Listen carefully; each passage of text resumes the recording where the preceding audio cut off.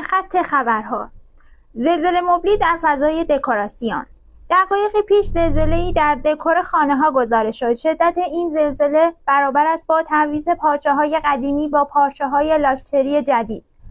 محققان میگن این تغییر باعث افزایش اعتماد به نفس مبل‌ها، رضایت صاحبان خانه و بهبود روابط خانوادگی شده. نسل جدید پارچه مبلی اومدن تا یک بار برای همیشه جلوی فاجعه بصری رو بگیرن. هشدار سطح قرمز برای مبل‌های خسته. توجه. مبل‌هایی که هنوز با پارچه‌های دهه پیش زندگی می‌کنند در معرض خطر جدی افت کلاس هستند. کارشناسان هشدار دادند که ادامه این وضعیت ممکنه باعث بی‌حسی مهمانی‌ها و افسردگی خانه‌ها شود. کارشناسان توصیه می‌کنند اگر هنوز پارچه مبلیتون کج و کوله است، وقتشه نجات بدین. پایان گزارش. با ما در ارتباط باشین برای بررسی مدل مناسب.